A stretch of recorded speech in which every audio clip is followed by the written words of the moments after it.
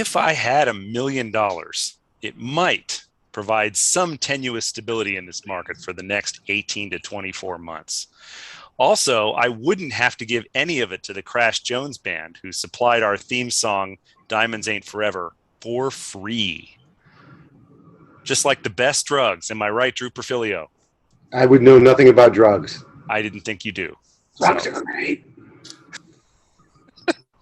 Right. Yeah. Drugs. Anyway. So I said I was going to bring up baseball. Instead, I brought up drugs, and now you're drinking. This is a pit of vice. I mean, it's emblematic of it's emblematic is the wrong word. I'm starting off with the wrong word. It works. It's a continuation of a long running theme. Got it. Okay. You know what? It's been so long since we did one of these episodes. You're one of there's a few people left that we still need to get to. My brother is one. And this is the Up and In Dynasty League podcast. Has anybody been able to get to your brother, really? No. Teachers all said the same thing. But this is, I think, episode 10, 9 or 10. The card that you see when you start this file, this will be correct because I will check all these facts, but I have a strict no fact checking policy. I do think of myself as a 10, so that's good. But if it's 11, then I'm the amps and Spinal Tap, and that's fine with me too. Right. Anyway, so this bold man goes to 11. Right. Drew, I have known you since before you were bald, actually, which was a while ago. But yeah. we have been friends since we were 18 years old. We were freshmen at Ohio University. So, some of the folks that I've interviewed here, I have never seen their face before we do this, and we're talking on the screen. Start Zoom. I know. I know. That's why I would never start recording cold, because it's like, and I don't want the person to freak out at the sight of me either. So you have like a natural built immunity to my horrendous visage. So there's no, it's like that. Right. Pretty much. So, so we, obviously I won't claim to know you as well as my brother, but I feel like I know you a little bit. So, a little bit. I mean, lots has changed. And oh God, that's bad grammar. Was it 26 years? What's the math? Carrie, I'm the one who does math. 26 years. Almost 26 years. Almost 26 years, yeah. So, right. And so now I somehow dragged you into this ridiculous fantasy baseball league. Things are, how would you describe the season being had by the Chicago Agrarians at this time? Messy, but when I took over the team, basically I was like, this is going to be a lot of fun in 2 years.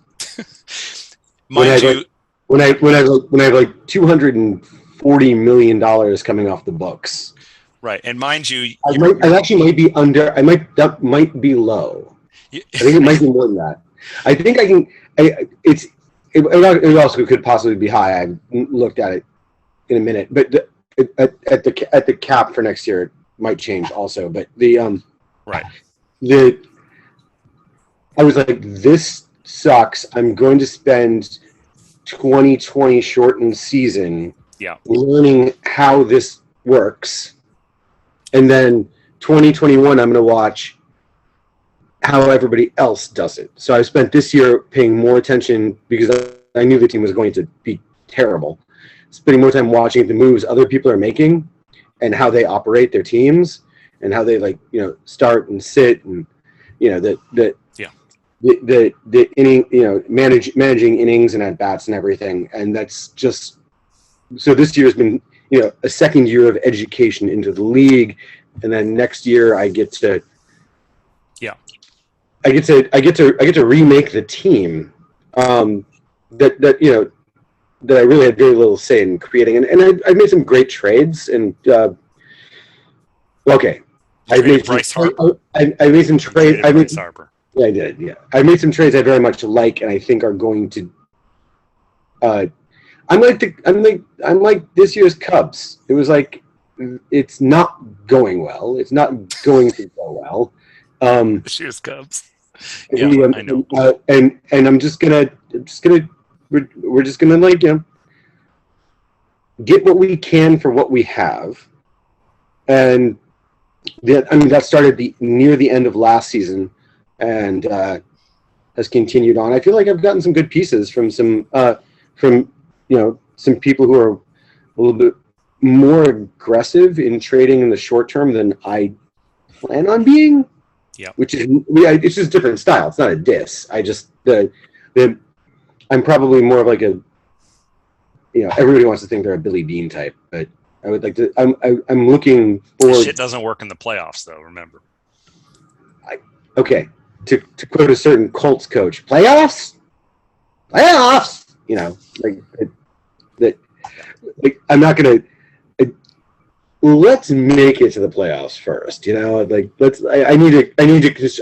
The Chicago Grands are, as I described in last year in a trade announcement, a dumpster fire. They are redistributing wins to all other teams in the league. Yes, right. They are. I know I tried to convince you when you asked me. You said, Scott, I have some spare time at my job. Now, I know you don't have that job anymore and you have a busier job now. Yes. I'm part of the reason why we're doing this interview now is I want to make sure you don't you don't decide you don't have any more time for the league. No. I'm here to stay. That's good. Hard to get rid of me. I know. So especially since you invited me into a league that you had that I quit after 2 years because I couldn't do 3. 3 is too many. I could do 2, and that's what I do. So yeah, 3 was tough for me this year, and I'm gonna drop one of my Yahoos. Mm-hmm. Right. Yeah. It was one of your Yahoos is going to catch COVID-19. Huh? They're gonna. Let's just say there aren't any more respirators available. Yeah, horse paste. Aisle 2. So I'm not sick, but I'm currently on ivermectin, and boy, howdy, have I never been more poisoned. Yeah, it makes you infertile. So this is liquid. Really, this is liquid ivermectin. Might actually help. Yeah. Anyway, so but I remember trying to convince you when I was like, okay, we have this team. They were at the time called the Loughborough Aces, and they were run by a gentleman from the UK who in his spare time also played American tackle football, which was interesting to see. And great guy. Just I think he got so into the American football that he forgot about the American baseball. And so the team becomes available, and you took over a team with several major stars on it. And I was like, I tried to convince you. I said, you could probably, I didn't want, I always worry, if people come to the league and then their team is not great, or it's kind of, it's top heavy, or it's got a bunch of rookies, but no, established players, something like that. And you're looking at kind of a rough first season. It's like, you might get discouraged. But so I was like, you could probably compete. You had Bryce Harper, you had Max Scherzer. I'm trying to think who else. I did. Garrett Cole, Lindor? Giancarlo Stanton, Francisco Lindor. Yeah, it Stanton, was. That was it. It was just. It was. I think top heavy is a good way to describe that team. Yeah. And expensive. Yeah. Just downright expensive. You were up against the cap. No cap space whatsoever. And I actually, to correct the record a little bit, I asked you if I could join this league because you described this league to me once, and I was like, "That sounds like so much fun. I want to do this." Okay, that is true. That is true. You're like, "Yeah, we don't have any openings right now," and I was like, "Well, tell me when there is one." And you were like, "There's one now," and I was like, "I'll take it." And I looked at the team. I'm like, "These players are amazing," and I was like, "Wait, this team cannot possibly win." I mean, it could win a few weeks against equally poorly structured teams. But I mean, you understand that the year before you took it over, the gentleman did not log in to ESPN to set a lineup. That was pretty obvious. And the year before that, I think he logged in like twice. So God bless him, but the team had not been touched. And then he would participate in the draft in the offseason. I've talked about how in the past how the draft is by far the most popular part of the league, where you draft the rookies and people, and like Big Poop pulls out some 16-year-old Latin American signee that no one has ever heard of that I have to look up and Google to make sure they signed, because if they're not signed, they're not legal. I mean, to be drafted. And, it's like, who? Okay. All right. Enjoy waiting 7 years for that guy. People just get really into that. And so, I mean, the previous owner would actually show up for those things and then would disappear again as soon as the game started. It was like kind of the reverse of what you would think some people would do. But no, it is true. You did check with me. You're like, can I be in the league? I've had a couple cases where I've had to kind of talk people into being in the league. And a lot of times people listen to the spiel and they're like, oh my God, I don't have that kind of time.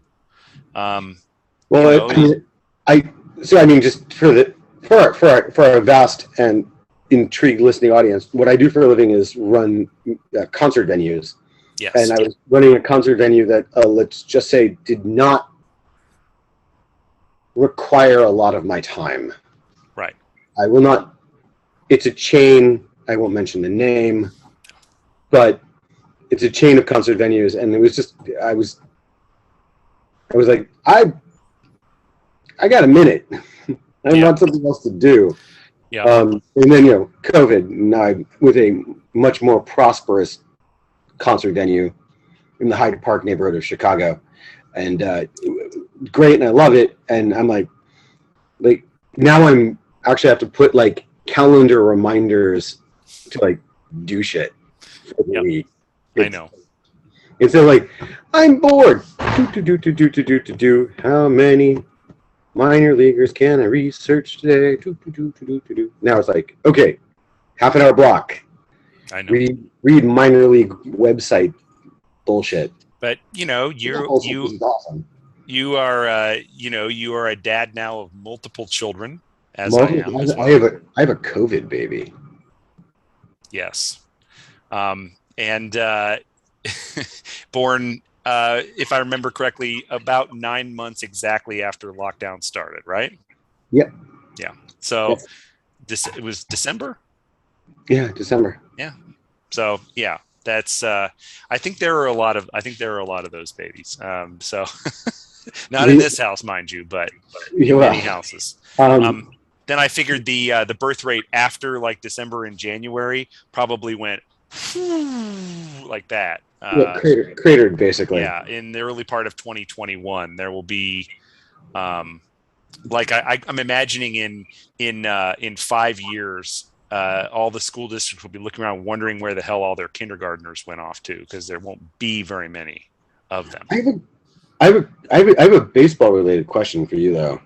Go ahead. So I a Cubs fan, obviously, but I require neither forgiveness nor solace. Anyway, 2016 happened. And another thing happened in 2016, and we don't want to talk about that, but one good thing happened. I moved from a cool city to a less cool city that was cheaper. I don't know what else happened in 2016. Somebody lost an election to somebody else. Oh, I blotted that out. Okay, yeah. Good. Anyway, let's not. Okay. Lost my train of thought. Anyway, I was like, I think I'm going to pick up Patrick Wisdom. A little Cubs homerism here. He's on a hot streak. He's going to set the Cubs rookie record for home runs, previously held by Chris Bryant. Maybe I'll pick him up for $1 or $2 late in the season. Patrick Wisdom goes for $9. $9. Nine times, Mister. 9 times. None of those people were me that bid on him, I don't think. Am I right? No, I don't think so. And I don't even remember who got him. But anyway, I was like, you know what? I just want to pick up one of these new Cubs. And it's homerism, and I know that. So I pick up Frank the Tank Schwindel. Right. Who is a contractor in the best sense of the word. Fun story. I was at a Cubs game with a White Sox fan, who's my coworker, and it was Cubs Sox, and he was like, "What's a Frank Schwindel?" I'm like, I'm like, you don't know Frank Schwindel? You don't know Frank Schwindel? We call him Frank the Tank. And at that point in time, I had no idea that his actual nickname was Frank the Tank. Oh, dude, at this point, everybody named Frank is either Italian or is nicknamed the Tank, or both. Yeah. So my coworker, the White Sox fan, is like, wow, you called that early with that nickname. I was like, I was joking. I was joking. And but I got him for $1. You did. And nobody believes he will hit major league pitching after this year, I think. But God bless him, he has hit it like crazy in the time he's been up. If you like, I've spent way more time on this than anybody should. If you look at the batting graphs, the hot zone graphs, of Wisdom and Schwindel, Wisdom cannot hit anything in the upper part of the zone. He just cannot.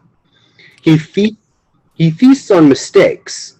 Schwindel's an actual hitter, and I do not believe he's my starting first baseman of the future or anything like that.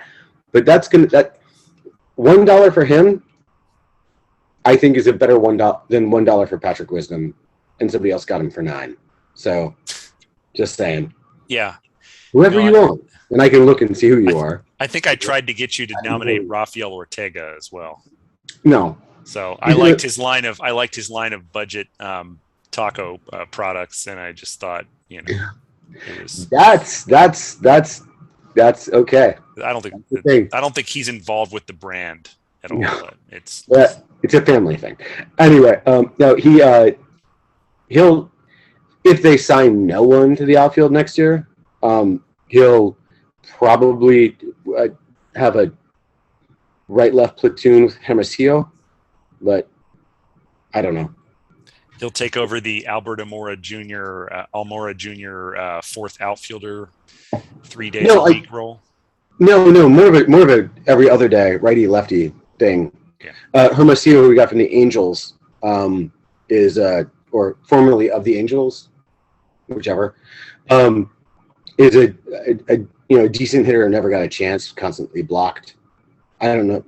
I don't think he's like draftable in fantasy, but whatever. If the Cubs do nothing, if the Cubs do not, I don't know. If the Cubs do nothing in the offseason, those two will share center field because they have reverse splits. So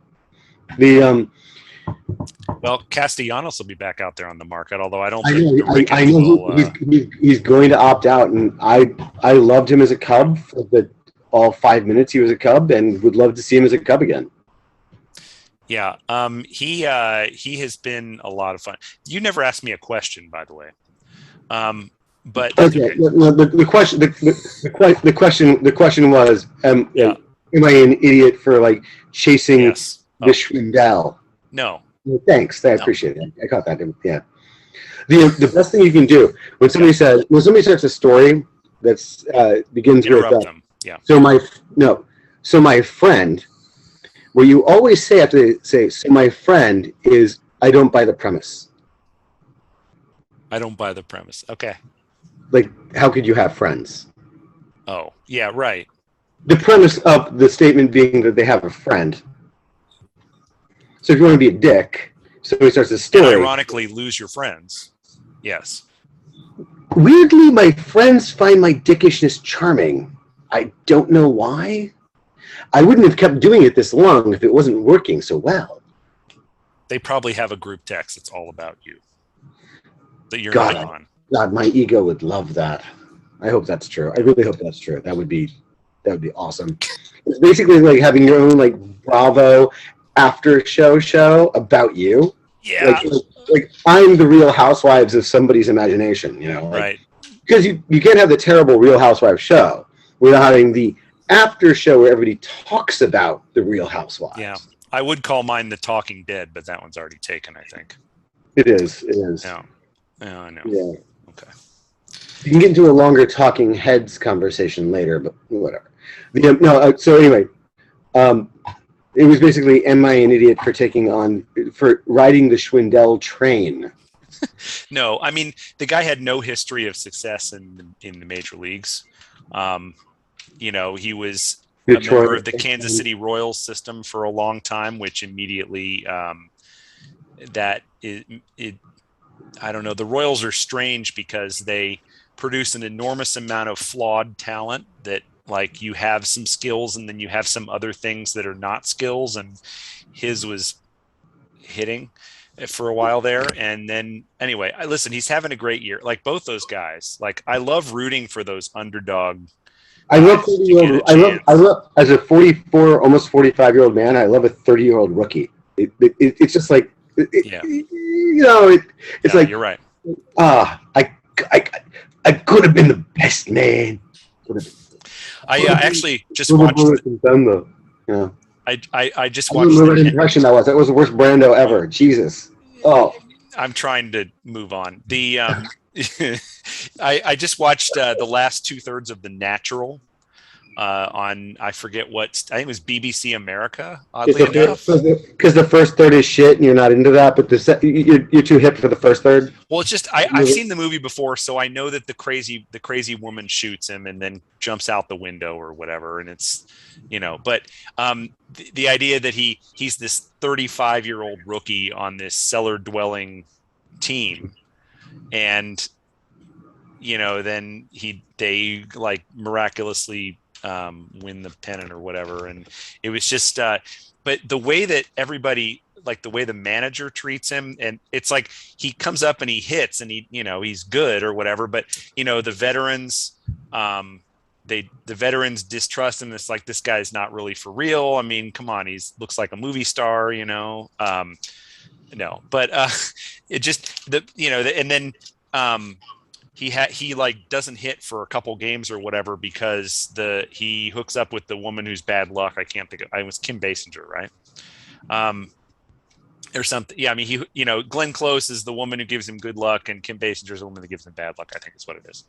And Kim Basinger kind of, I mean, hotter than Glenn Close, let's face it. So he's in the 80s at least, but probably also now too. Anyway, the and then the minute he has a couple bad games, and the manager's like, "I'm sending you down, Hobbs, Class B ball." And it's and then he's like, "Oh, but Mr. Manager, sir, I'm because he's this like nice guy who's because he's from Nebraska or whatever." Everyone from Nebraska is amazingly nice. My brother-in-law and my sister live in Nebraska, and all their friends about that. Yeah, everybody is incredibly sweet until you mention you're a liberal from a big city, and they turn on you pretty quickly. Midwest nice only goes so far. No, true. But the point is, I think Schwindel and guys like Schwindel and Wisdom, they're going to be treated like that. Like, they're not going to have a lot of rope.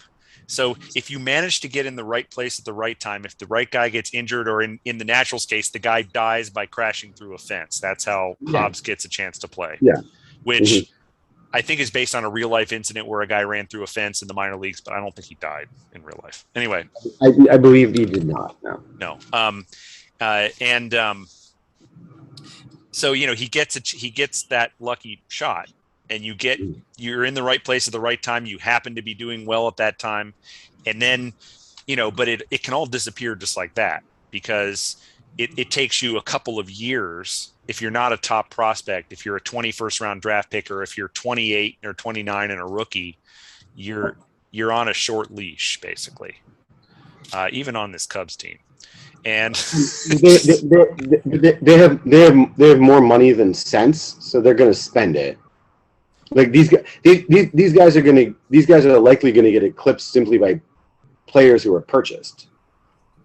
Yeah, I mean, I was just reading a Kevin Goldstein chat on Fangraphs. Now, Kevin Goldstein, of course, is patron journalistic saint of the league, as he was born out of a love for his podcast. He works for the Astros, gets caught up in the scandal, claims not to have known about it. In fairness, don't know. Nobody knows. Some people don't believe him. Some do. I don't know. I have no idea. Now he's back in the media, and I'm gonna tweet him one of these days. It's just that my account looks like it's a burner account because I don't really use it, so I don't know. Yeah, my Twitter account is lazy. I'm gonna walk and talk here. Okay, you want to hear something funny about my Twitter account? This is how little I use it. I actually I was too lazy to type in twitter.com/ my Twitter handle because I was going to log into it for some reason. And so I Googled my Twitter handle, and you know what came up? You know what came up? What? My grandmother's Twitter account. Your grandmother has a Twitter account? Yes, and she passed away in 2019, by the way. But she had to get on that Twitter beforehand.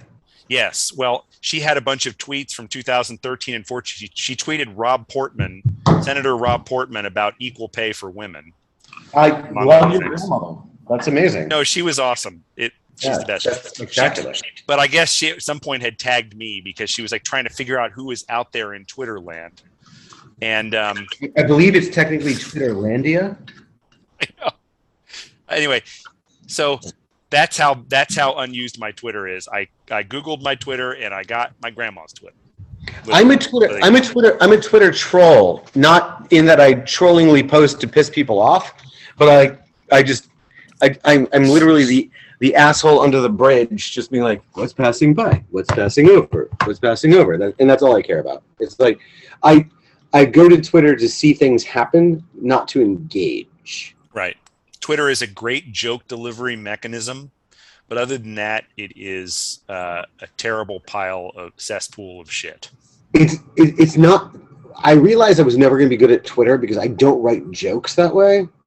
Like I'm more of like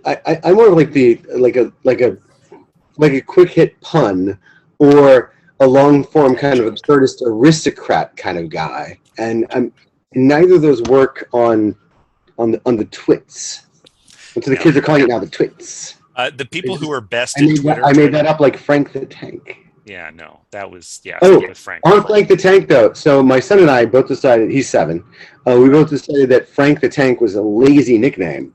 His last name is Schwindel. So we were like, come on, we gotta come up with something better. Schwindy City. Schwindy City. Chicago, you know. I've heard that. And because I work in concert venues, the Great Rock and Roll Schwindel. Very nice. Great Rock and Roll Schwindel. Sorry. Is Schwindel the actual correct pronunciation of Frank's surname? Okay. All right. Cool. I didn't know. Now I have to pronounce it correctly. Teoscar Hernandez of the Toronto Blue Jays, currently having a breakout year. He hit his 29th home run tonight. I have him on both of my fantasy teams, including the one in this league, right? And I actually have referred to him as Teoscar because I think that's just a cool name. I actually named an online role-playing character after him because I was like, Teoscar, baby. It's just a cool name. I've been pronouncing it wrong. You are by far my favorite nerd, and I hope my cousin Armando never watches this podcast. Right. Because he's my second.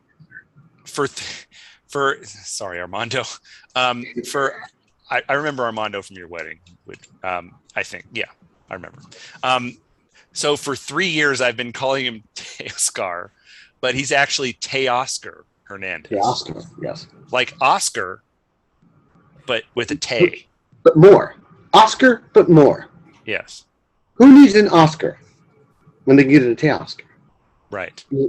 I think we should rename all the awards. Tony, anyway. Grammy, Emmy, Teoscar. Anyway, he's a smiling bearded man who is good at baseball, and I feel bad that I have not only have I pronounced his name wrong out loud, but I have thought it wrong for all this time. So, I like to get these things right. So, my parents used to always make fun of me when I was a child because I read far too many books and talked to far too few people.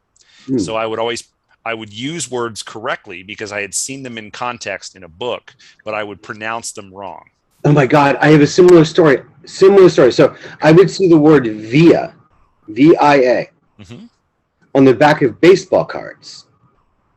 As in, this person was traded to this team via this team. Okay. We're talking 1980s baseball cards. Okay, so, right. And I thought like ERA and AVG and whatever, I didn't understand the term. So I thought it was. No. I thought it was an acronym. For what?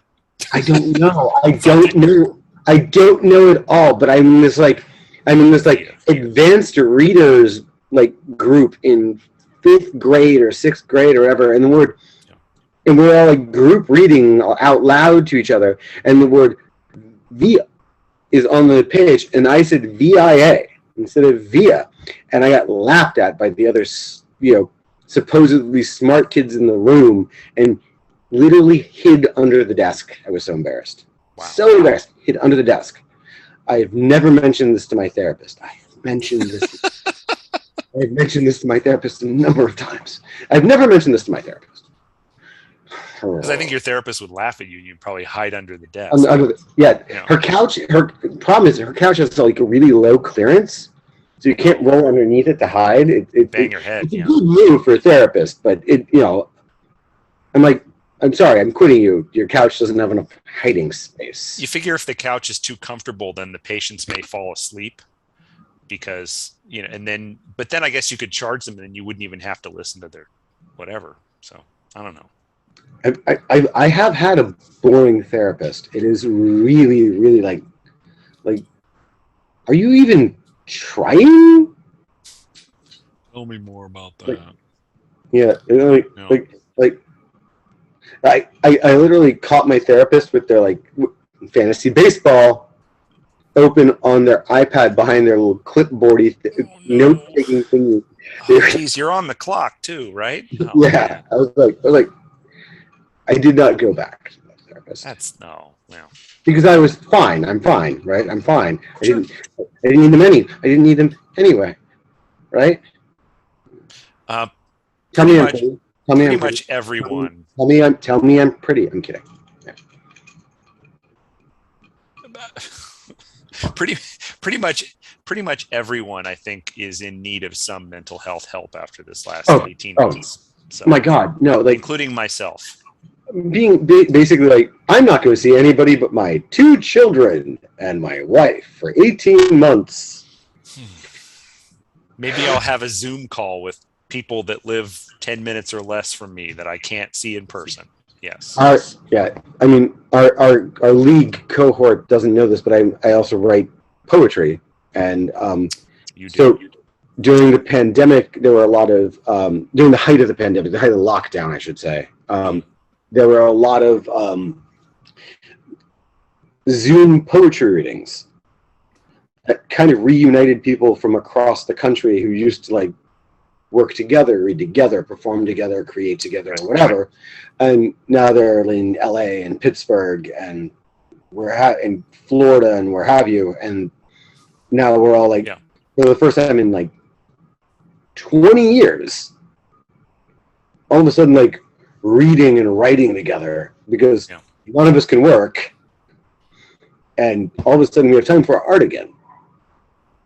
And we all have kids that we need some after they go to sleep escape from. We're gonna watch it. See, in falling asleep in front of Netflix loses its charm after a while. So definitely. Oh, John Lester just got his 200th win. Fantastic. Can't wait. You know what that means? It means the Cardinals have widened their wild card lead. So great. Sorry about that. The Reds were trying to lose to the Pirates again tonight, which they have been very good at doing lately. Well, they're losing to everyone. I think they've lost 7 or 8 series in a row. And I'm checking the score. Oh, but we are winning, so that's good. Did you catch that awesome story about the guy who came up with Cleveland today? He was an outfielder. He's been out of Major League Ball for 5 years. Yes, Anthony Gose. Yes, Anthony Gose. Mm-hmm. He was an outfield prospect with the Blue Jays who could do everything except make contact with the baseball. And that's important. He had all the other tools, could run, could throw, obviously, could field, I don't remember having a lot of power, but he had 3 tools at least. He was throwing heat. And after the Blue Jays cut him loose because he made it to the big leagues as an outfielder and hit about 0-12. And then at some point was like, you know what, I'm left-handed, I can throw mid-90s or whatever, and so he started doing pitching. He's upper 90s now. Yeah, and so then they gave him some professional coaching, and I mean, like as a pitcher, because and he also got injured pretty seriously at least once since he became a pitcher. So it's taken him all this time. So now he's like like you said, he's like 31. And I guess I hadn't realized, I knew he had been around as a pitcher for a few years. I mean, he's not the only converted position player out there. But he's not on. He's not on cocaine. So. I mean, well. I guess that was the other way. Pitcher to hitter. Sorry. Moving on. Like Rick Ankiel, for example, couldn't throw strikes anymore, and then he like went down to rookie ball, and then the Cardinals like realized he wasn't going to be able to pitch. Then he came back up as an outfielder and played for several more years. Mm-hmm. Yeah. I think he's the only one. How did he ever go down with an Ankiel injury? He did. His Ankiels were fine. It was his arm, I guess. I promised dad jokes. Yeah. That was. So on my promises. I want to be like that guy. Which insurance company is that where they have the commercial with the kind of gruff middle-aged man with the mustache? He's like, when people are becoming their parents, and then there's a fairly funny sequence of things where he like, stops people from doing. Stop that! Don't do that! Don't do that! Stop that! Don't do that! Yeah. That isn't progressive, is it? Because no. They all blend together, man. I don't know. Whatever. Insurance, it's a commodity. Unless there's an emu, I don't. Well, progressive commercials are annoying. Whatever company it's for, those are the only charming insurance commercials I can think of. I read an interesting thing about insurance advertising. God, that sounds so lame. Jesus. That the woman who is I don't remember her character name in the progressive ads. Flo. Yeah. Flo. She actually came up with it. Oh, it's her product. That whole ad bit. She's the actress and the conceiver of the whole Flo thing. Yeah. I know she wanted to be an actress and she ended up as Flo. So I mean, you win some, you lose some. I mean, it's a good living, I'm sure. Well, as they say in tech, own the rails. You know what I mean? Don't be the app on the iPhone. Be the iPhone. I have not heard that one. Oh, you listen to more Scott Galloway and like. Be the iPhone. Okay, great. Look, own the rails is the thing. Yeah. Own the rails is the term. It's like the method of delivery is the important part. It's like I got you. Your product can be great, but if you don't control the way it's sent out, I use this at clubs and concert venues. It's like that we are the rails. We're the method of delivery to whatever entertainment these people want. So like we can't let anybody else own that space for us. Because and when in that world there are liquor distributors and promoters and artist representatives and artist managers and the artists themselves, and we're the rails. They travel on us to get their product to the people. Right, and when you own the rails, you can do things like on Saturday when I was at a concert here in Columbus, and I paid $16.75 for a double Jack and Diet Coke, and they own the rails, and I was there in that spot, and the rails were leading right to me. And that's what I did. And I paid it and I drank all of it in about 15 minutes and it was great. But, if I'd made all I can think about these, because, as you spend way too much time with spreadsheets as I do, both as the commissioner and as a professional and as an everything really. Yeah. You have not seen my budgeting spreadsheet. All I can think about when I do things like pay $16.75, and I'm sure it's probably even more than $16.75 in big city like Chicago. I mean, Columbus is the actually it's not, because whoever is buying for them is either overcharging you or under purchasing. Right. But I don't know how the liquor laws work in Ohio, because I haven't. I worked at one club in Ohio 20 some years ago, and that's but I've been in Illinois, Chicago ever since. in Chicago, your liquor distributor, can give you as much liquor for free as they want, as long as you pay the taxes on it. Yeah. So they build incentive deals to buy booze. Like if I can get 7 cases of Casamigos tequila añejo and get 3 cases of Reposado tequila free with that. That drives down how much I have to. If I have the money to order in bulk, I can drive down the price to me and drive down the price to my consumer. Maybe. And if I choose to, and increase and get more volume of sales. Right. I like the math of booze. Sure. I can think about. It's not dissimilar to like looking at my fantasy baseball team.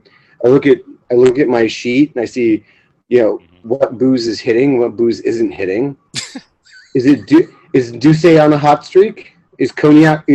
Does the crowd prefer cognac this week? Okay, who's the best cognac performer? Is it Douce? Is it Hennessy? What's hot? Is tequila overperforming its metrics from last year? Yes, it is. Oh, so man, yeah, there's a reason why I stay away from tequila. So it's the launch angle's not what it used to be. It just turns out that when we were young, we were drinking shitty tequila, and very good tequila is like. I never really drank tequila at all.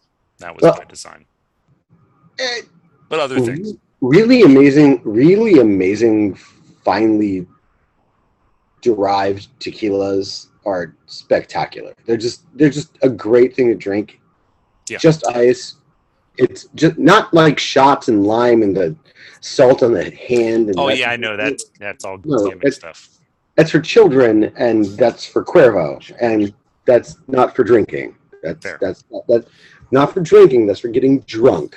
Got it. Big difference. I was just let me finish. I was trying to finish my point from before. I got to get it within 60 seconds or it's gone forever. But that when I do something like pay $16.75 at a concert venue for a double Jack and Diet Coke, because you don't want too many calories, is how much would this cost me to make it in my house, where I have been for most of the last 18 months. And it's like, well, I wouldn't buy Jack Daniels, so that's too expensive. I'd buy, Benchmark Evan Williams. Yeah, that's actually my mixing bourbon of choice. It's grocery store, so you're getting a $7.50, so you're probably paying, I don't know what the prices are in Ohio, but probably $16.75 for the $7.50 of Evan Williams. Yeah, I'd buy a 1.5 to save money, a couple extra bucks. Yeah, maybe it'd be on special when I got it, and then I would buy Big K instead of actual Coca-Cola. So you're dropping the ounce spend down to 30 cents to you. Yeah. And and you're drinking the expensive stevia cola, I notice. So I got this for free from my father-in-law, who is sworn off of cola altogether. Oh, so, okay. Well, this was the cost to me was $0, but I have paid for it in the past. If you had, that's actually going to be more expensive per ounce to you than the booze is if you're buying a handle of Evan Williams. Yeah. Well, I would use Diet Big K, which is I think 89 cents for a 2 liter. So, I could drive the cost of this thing down to like 50 cents or whatever. So, and this is all I can think about is that is a 4,000% markup. I don't know, whatever number it is. I don't have my calculator with me. So that's the kind of stuff. This is why sometimes I can know no joy whatsoever. But it was. So as a concert goer, as a concert professional, I'm both providing you with entertainment and fleecing you at the same time. Yes. But the important part, the important job that I have to do, the important part of my job is to make the fleecing pleasurable and not noticeable. The fact that you very much noticed that it cost that much meant they were either charging you too much or not giving you the customer experience that spending that much valued out. Oh, I'm not angry at the venue. I chose to pay this. It was just actually we could look at my books and my art for a minute again. At the particular concert venue I was at, there's an indoor bar and an outdoor bar, and it's this what venue? I don't know venues anymore. But this is Express Live in downtown Columbus. Don't know it. It used to be called way back in the day the Promo West Pavilion, and then it was after that it had a different name, and then Express, which is based in Columbus, bought the rights. It's one of those convertible ones where they can like do an outdoor show or they can do an indoor show, or it depends on the artist, and it's kind of neat how it works. Like my company is building one of those right now. Yeah. And we went to the indoor bar where there's no line because all the 22-year-olds who were watching the concert I was at didn't know about it. Was the theory we had.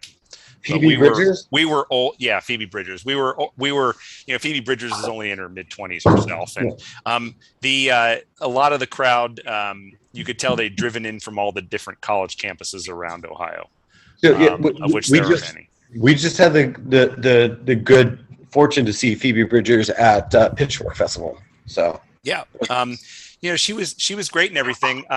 So tell me something. At the Pitchfork Festival, were there people fainting or otherwise passing out in the middle of the show? No. Yes. I lost count at 4 times that the medical staff goes roaring into the middle of the crowd, and they're like, make a hole.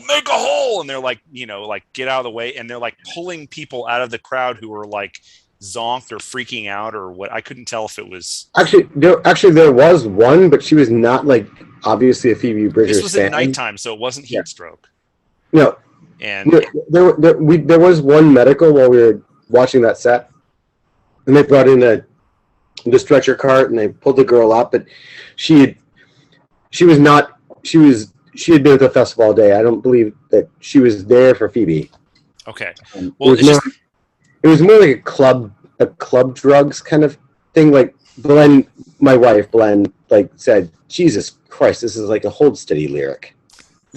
Yeah, it kind of was like that, and I don't know if it's because the younger folks like couldn't maintain it, or because they were so fanatically devoted to Phoebe, who has, her fans were very passionate. Everybody knew every single word of every single song. I know some of the songs. I did not know all the songs. No, I didn't. Yeah. And it was, the everybody's passion was impressive. The last time I had been to a concert at that venue for Leon Bridges, who was fantastic, the Columbus Blue Jackets, the NHL team, were in the playoffs at the time, and I swear, like every dude who was there with his wife or girlfriend was like, you could see the phones from up on the hillside. You could see everybody refreshing the score of the hockey game. Nothing against Leon Bridges, but it was like, it wasn't quite the same. It was a little bit more casual atmosphere. This was like nobody was checking shit. Like everybody was like, oh, did he play his Genuine cover? I don't remember him playing his Genuine cover. Genuine. Is it Genuine or is it Genuine? It's Genuine because it was one of my signature songs when I used to DJ parties in college. Thank you very much. So so me and Nick McGorty would go play that song Leon Bridges, every set. Leon Bridges does the best version of My Pony. I have not heard his version of Pony. Oh my God, it's spectacular. Okay, I have heard Chris Martin do a cover of Pony, which is about as hot as you would imagine. I'm sorry I have to end this call now, but I didn't try to see it. It found me. Stuff finds you sometimes, right? So, but yeah, right. So I've also seen the video for Pony not that long ago.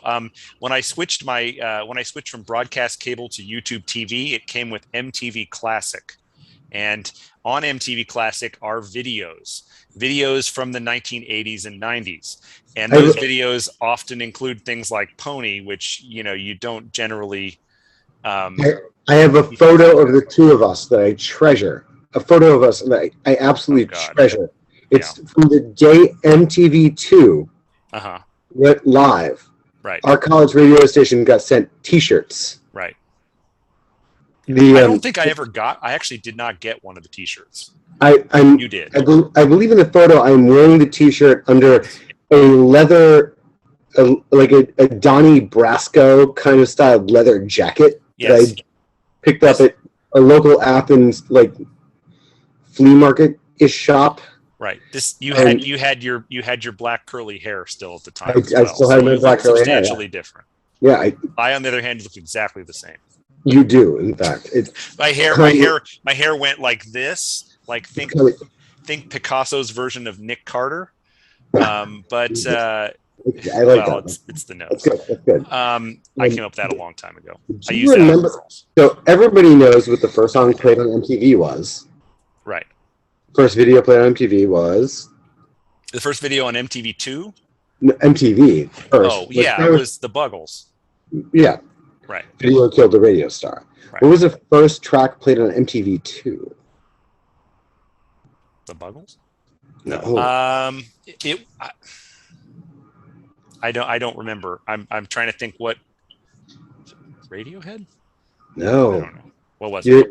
I don't remember. Beck's Where It's At. Really? Okay. Yeah. Makes sense. I mean, it launched in '96, right? That was yeah. It stands. Wait till you see what's on it now. It's reruns of reality shows. Yeah, I know and yet don't know it all at the same time. It's like there's a coterie of people who will watch that shit who are younger than me but yet older than the people who work for me. Right. So where I have to kind of get into pop culture to chat with the people who work for me, 20-year-olds who tend my bar and run my concert venue for me. That's I kind of have to know what they're into, and it's none of that. You have to. So you can connect with them to make sure that they work harder. Yeah. I don't have to. No, I like to. So we have an ability to communicate with each other outside of I'm telling you what to do, which would just be. Yeah. Hey, fellow kids. Yeah. Hello, fellow. Yeah. Not that. It's not that at all. No, it's just I don't supervise anybody for. It was amazing. The venue I work at now is very hip hop and DJ focused, and there's a deep cut West Side gangster rap Chicago track being played by a DJ one night, and people are throwing Vice Lord signs in the air when the song's on, and I'm shaking my head. Oh, is that a gang thing? It's a gang thing. Okay. And I'm not into that, and our venue does not support that shit. But I was but there's a really catchy hook in the song, and it's hard not to chant along to it and kind of do this a little bit, like your whiz kid, do, do, do, do, ba, ba, ba, ba, ba. It wasn't the whiz kid, but anyway, the whiz kid's an African artist. But anyway, the one of my bottle service attendees, who's the guy who helps out the girls who are selling way too expensive bottles to people in the VIP section. Mm-hmm. He was walked over to me. He's you know the lyrics to this? I was I don't want to be an ass. I mean, you'd heard it multiple times. I've heard it multiple. Yeah. I just looked at him. I was I've been listening to hip hop since you were sperm. Yeah, I mean, I know lyrics to the various Pokemon theme songs. It doesn't mean that. I mean, because I have heard them many times. Because there's this notion that since I'm the middle-aged white guy who operates the venue, you're kind of off-white. Sure, you are substantially blacker than I. Let's put it that way. Not just in the way that these pictures look, but I look yellow. But I have known, but there's this presumption amongst 20-year-olds that I have no idea what hip hop is and what rap is and whatever. And I'm I spent a lifetime just soaking this shit in, and you kids just woke up to this. Are there? And so but I'm not trying to be old man complainy. But the interesting thing is I get to have conversations with them about do you remember? So the rappers you love are making references to rappers I came up with, and you don't know those references. So by the way, Drake talks about that, he's actually referencing Nas. Jay-Z talks about that, he's referencing Eric B and Rakim. Okay, yeah. Not that Jay-Z is like super relevant anymore, but whatever. It's been really like an interesting conversation with these kids, and they're not kids, they're grown-ass adults, they're just in their 20s, about like it's not about how old you are, it's how much you know about the thing you're passionate about. Right. And for how long. Because knowledge is gained over time. Right. And so, there were people like us and our friends who were working at a radio station and got way deep into learning about all, I came into working at the radio station knowing only what I had heard on the radio the last few years, and whatever 70s and 60s classic rock my dad used to play. And I came in knowing like the R&B and the crooners my dad loved, and my brief stint in DC with like Fugazi and that stuff, kind of growing up on that, but that's not what we were playing at all. No, but and I thought most of the stuff that was in the the category, the music that is played on a radio station is in different categories, and you've got the current stuff, and there's like heavy rotation, medium, and then in the old, and then then there's recurrence, which are current songs that are maybe a year old or 6 months old that are still current, that are basically hits, and then you got all the other stuff. And then our name for the category was OA, Old Alternative. And that was basically 80s music, a lot of it, which I hated with a passion. And 70s too, like Talking Heads was in that. Talking Heads was in OA. Some Violent Femmes was in OA. Yes. Yeah. Well, so when I say 80s music, I wasn't trying to mean, that it was like a flock of seagulls and Michael Jackson. There was some of that. There was some of that too, but there was also like there was like Wedding Party, and maybe that's not 80s, but there was some stuff in that. Wedding Present. Thank you. Oh, yeah. But there was a bunch of stuff that was big in the early 90s on college radio that were not bands that anybody would ever have seen unless they were listening to one of those stations. I can name off a whole bunch of those, Too Much Joy or Jellyfish or, that kind of stuff. Stuff that is pretty obscure. Boy Dog Pondering. Boy Dog Pondering is another one.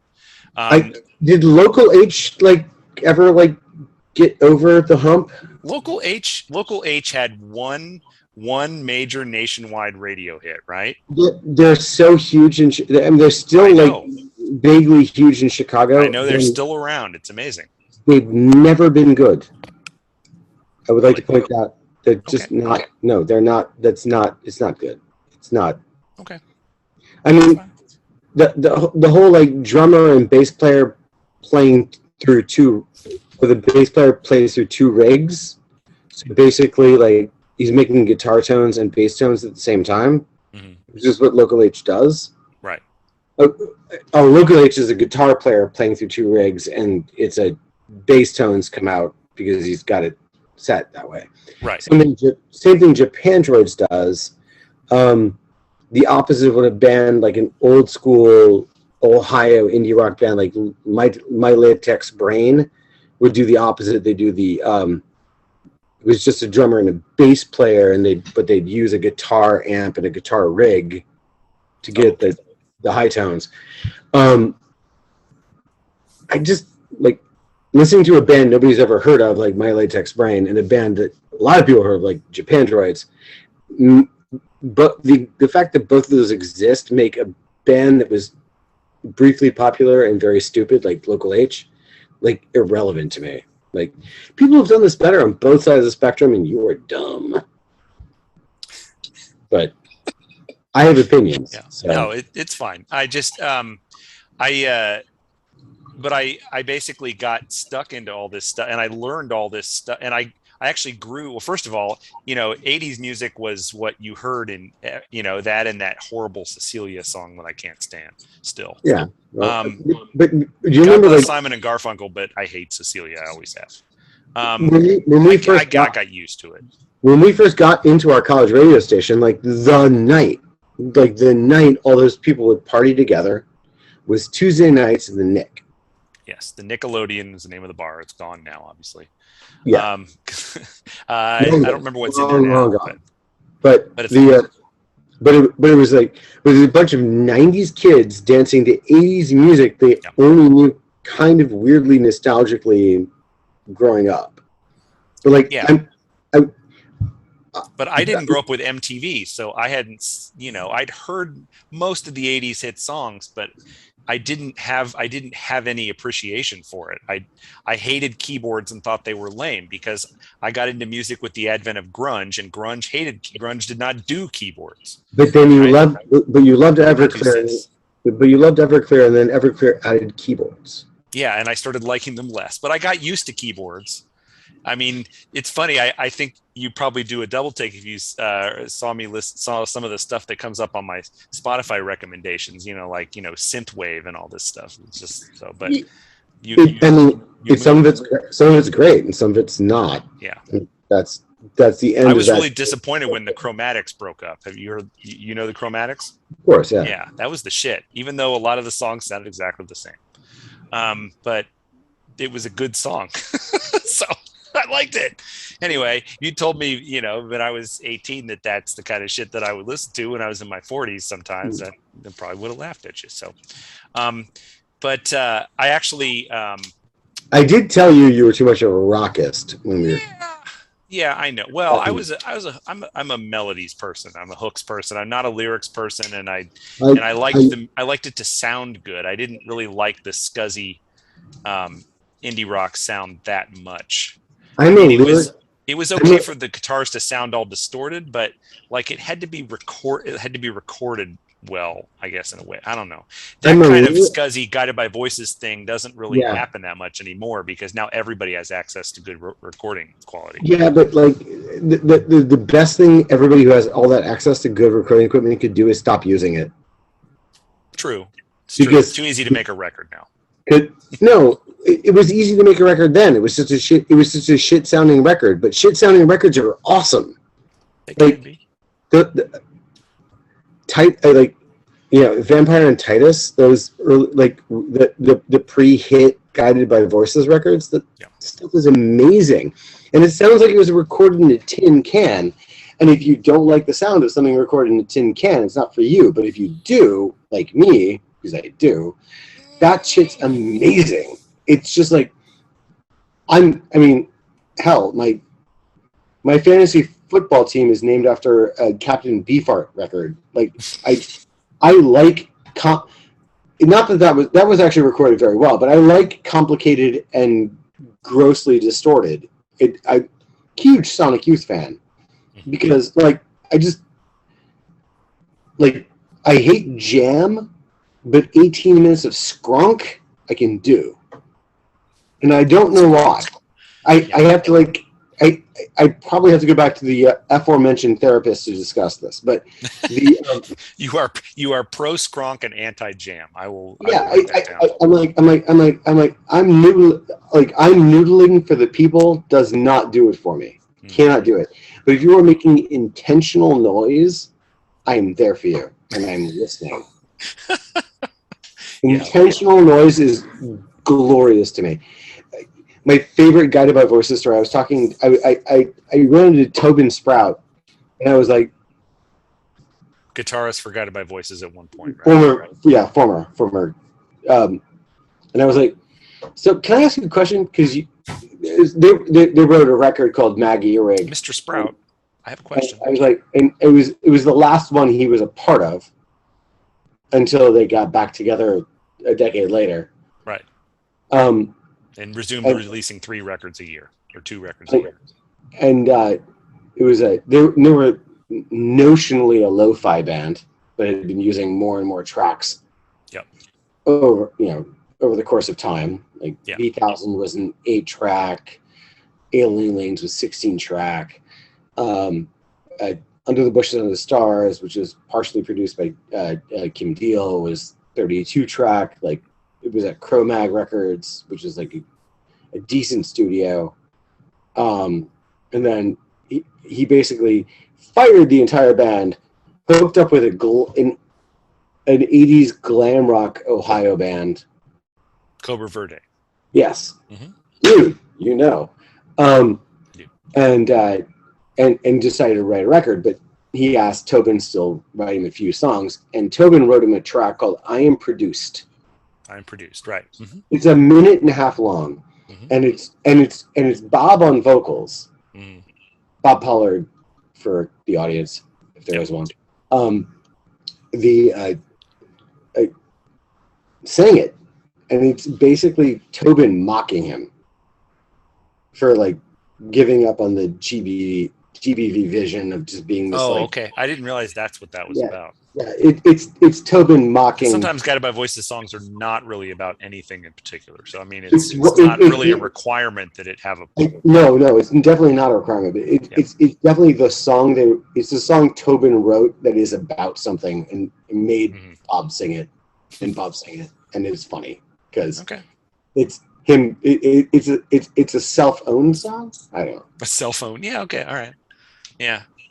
Well, Guided by Voices, aside from still remaining one of the better band names in music history. Yeah, absolutely. They've always been your thing. I have also liked them as well. We have seen them in each other's company. Bob Pollard was the very first concert I went to when I moved to Portland. Was it a solo show? Yeah, he was. Yeah, he was. The Guided by Voices was broken up at the time. He was doing the Captain series. I don't know. It was 2005. So yeah, that was the Captain series. Okay. I don't think So I mean, it's a very interesting band with a very gigantic catalog. What I would recommend to anyone who finds this concept intriguing, who has not heard Guided by Voices, is to go find one of the best of playlists on Spotify and start there. I would go with the albums B1000, Alien Lanes, or if you're an albums person, which I am not, you can also go to one of their best albums. I mean, they've got 40 albums, 35, 40, 50 albums. Insane number. You can't just pick one at random. It's not necessarily a good idea. He's written 1,500 songs, so it's insane. But actually, we should look back to you and I. B1000 is from 1994 and probably is their best known record overall. When you and I met, we were both very into music. We were both working at a radio station. I think it could be argued that your taste might have been a little more refined than mine. It was more esoteric than mine. Well, I had some DC punk scene shit, but I also didn't really know what I was talking about in a lot of ways because I was 18. Some things are eternal, but yeah. Yeah, but that was nice. I like that. That was good. Yeah, that was good. Well, you do know it's you sort of. Go ahead. Yeah, no, but we definitely connected over Soul Coughing. Yes. Because you had a radio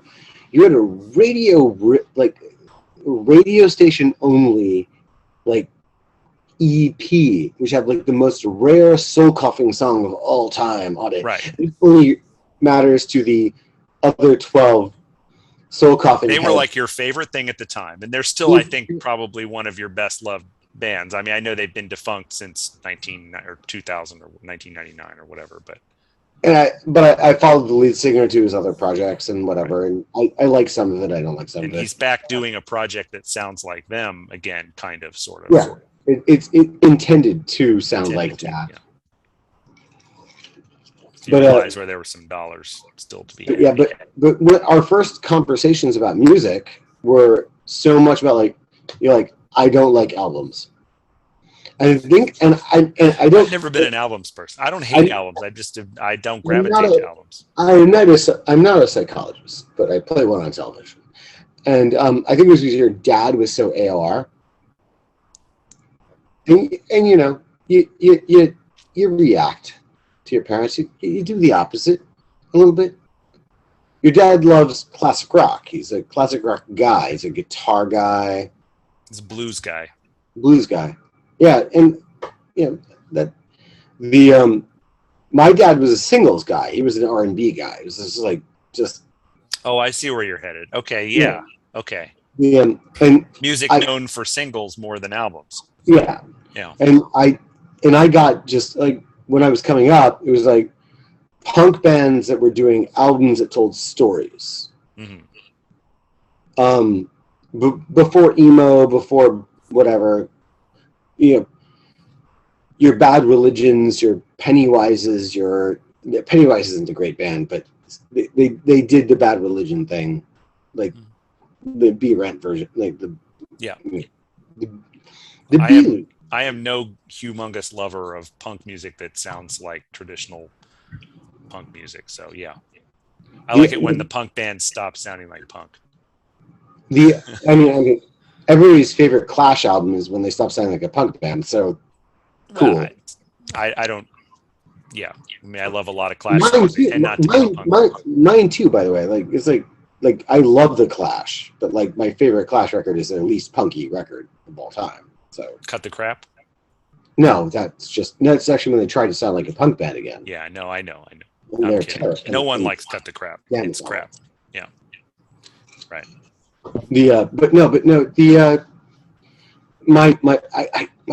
My mom listened to dumb hippie shit, like Simon and Garfunkel and like Steppenwolf was like, she thought like Magic Carpet Ride was like a heavy song. Yeah. And it's like when they really use the guitars, Blood, Sweat, and Tears was Blood, Sweat, and Tears. All My that folks love that too. I'm not putting them down actually. That's one. White they were really magic. They were big for a couple of years. A lot of horns. Chicago. I had an employee at my last venue who was an amazing bass player, and his favorite band of all time is Chicago. He's 20 years younger than me, and his favorite band of all time is Chicago. That is weird. I wonder if he tells girls that. He has a wife, so I don't think he has to anymore. He told one girl that. Okay. Yeah, and she didn't. And it was not. She was like, I don't know what that means, and I'm going to forgive you for it in front of the possible future issues. Yeah. No. Okay, so I see your theory. You were reacting because at some point there's a point in every teenage boy's life where you just have to say "F you, Dad," and whether you realize it or not. Yeah. I can get that theory. My best buddy, one of my best buddies here in Chicago, who is like an atheist liberal these days, grew up with hippie parents, and was a Christian rocker for his entire college career. Okay. He is skewed like getting laid. He's an attractive man. He is skewed getting like laid and whatever for the purity of Christian rock for his entire college career, and then like left college and had life experiences, and that doesn't work when you actually experience life. And we're this is great. This is like about 15 years ago. We when people were still making mixtapes and mixes for each other. As you know, I still do. We decided as a group to make a biography mix, like a mix that like tells your story. Okay. And his was all the bands he had ever been in. Okay. And a good chunk of it is Christian rock metal bands. Okay. Dave Trost, you've met him. He was in my wedding. Oh yeah. Yeah. The last track is the track on his mix. The track he and I did together when we first met each other, which was called "Our House is Drafty During Wartime." It's dumb. It was the Bush presidency. We were angry, but our house. It was basically me chanting over him, like ripping on guitar. Fucking amazing. Okay. To be fun. It's not. I wouldn't say it's a great song. It's fun. I wouldn't judge it until I heard at least 5 seconds of it. Yeah. He and I were in a band called the Lecture Circuit, and every time he got announced by whoever was like, the Electric Circuit. Yeah. Oh, I can see did where not yeah. think this band name through. We are poor at this. Mm-hmm. Was that? Yeah. Yeah. Okay. Well, I have this. I mean, I don't make tapes anymore, although I still have the tapes that I made in the radio studio. That go I have back, mine too. Yeah. and not all of them, but I have some of them. And I also have the videotapes that because I used to have that little TV VCR with the one-touch record, and so I would always watch 120 minutes religiously, and so then it would be like, oh. And just what's the best era of 120 minutes? Was the Pinfield era? I mean, I don't, I didn't watch it before that, so I don't know. Oh, I guess. So probably, I don't know. I'll tell you what, when MTV Classic does what they call 120 minutes, it's the before Pinfield stuff. So I don't know. Really? So like I got into. So, like, I didn't watch 120 minutes until I moved from Washington, D.C., where I was into, like, Fugazi and Rites of Spring. Yeah. And then moved to Dayton, Ohio, and tried to convince all the metal kids I met that they should like punk rock and go out to shows with me. Yeah. It went okay. They like the FU aspect, and they don't like the rest. It was not the music was not complicated enough for them. Like I took before we started recording, I mentioned Ted. Yes, Ted. I took him when we were in high school together to see Pansy Division at a place called Palace Club in along with my now ex-friend Dave, who was also in my wedding, but whatever. Trump ruins friendships. He's divisive. We watched a queercore show in the 90s, and Ted and I were totally down with it. We're like, this is amazing. These people are speaking their truth. It's an absolutely gay power punk band. Right. Pansy. I mean, is Pansy Division still around? I don't know. No. Okay. I haven't really checked in on that scene in a long time, but like queercore was like went through a lot. The queercore scene went through a lot of like divisive shit in the late aughts, in the early teens, where like people were arguing with each other over like who was really queer and when. And I'm a cis man, so I have no stake in this game. Right. But those are bands I liked. But a lot of them broke up over like sexual politics and other things. But in 1996, like not 1996, 1994, Jesus. I took at the Palace Club in Fairborn, Ohio. Pansy Division played after Cigar Head. They were also terrible. I was in Fairborn not that long ago. It's hard to imagine Pansy Division playing there. It was an empty storefront in a strip mall. Mm-hmm. Huh. Somebody put up a PA and the band played, and it was great. Yeah, cool. And they were great, and they did this like thing where like, if you don't hate queers, kiss your friend on the way out. Mm-hmm. And it was like, so I kissed Ted, like, and Dave freaked the fuck out. Like, yeah, what are you doing? What is this? Are you gay now? Yeah. I don't know. Just we were children. We were children, and it was silly, but those bands still stick with me from that time. Yeah.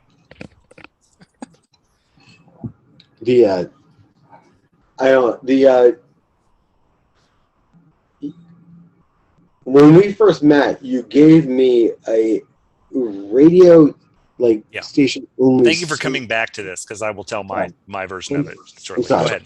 And it had a dumbass track on it called what's the name? Buddah Rhubarb Butter. Buddah Rhubarb Butter. Yeah, that's it. Yeah. And I was like, this is awesome. This is a soul coughing track I've never heard. And I was such a soul coughing head. I was like, so not good enough to be on one of their albums. No, it's not good enough to be on. It should never have been recorded. I wasn't going to go that far, but I mean, it was a B-side. In retrospect, it's pretty terrible. But it was like, but it was a new band. They didn't have that much out, and anything from them was something I just eat up. I love poetry, and I love indie rock and weird jazz, and it was like, I mean, and Soul Coughing were and remain a pretty unique sounding. Oh yeah, they really were. I mean, they really, it was this kind of loping cadence to a lot of their songs, and it's not, there's very little guitar. Like Mike Doty the singer, he would hold, he'd be like playing a guitar kind of, but not really. It was like a prop. No, he was up. He was playing it for rhythm, kind of. Yeah, it wasn't really chords, notes. But it was for like it was for like to like he would like strum it to like put a sonic note on a point of the vocal, like jeep, like and jeep. Like, I don't know if that makes sense, but. Yeah, it was kind of used as an accent, though. It wasn't, and this was in a time period. And this is in a time period where the guitar was driving a lot of the bus for a lot of the music you heard on the radio. In a way that is not the case as much anymore. That being said, like to bring it back to Beck's Where It's At, like that song hit, and we played it a lot at a radio station, and then we got. Like, I feel like walked into the best concert I ever saw with him in the middle of it. Yeah, where Vic puked in the car. There was where our friend, who is now a prominent partner in a law firm, fell asleep in our car, then woke up and threw up everywhere. He's fine. He's fine. Do you remember specifically what he vomited? Corn nuts. Corn nuts. Yes. I can't believe I'm about to put this out on the internet. This is fantastic. We won't say his last name for this reason. I heard you, Vic, no last name. Yeah. Yeah. I got him to move to Portland, and then I moved away. And he's made his own. And then I let him have the friends that I left behind. So, here, you can have these guys now. I miss that guy. He's Vic, man. He's very consistent. I would love to have one more experience of him telling me how things actually are. Right. There are some people in this world who can condescend to you. Yes.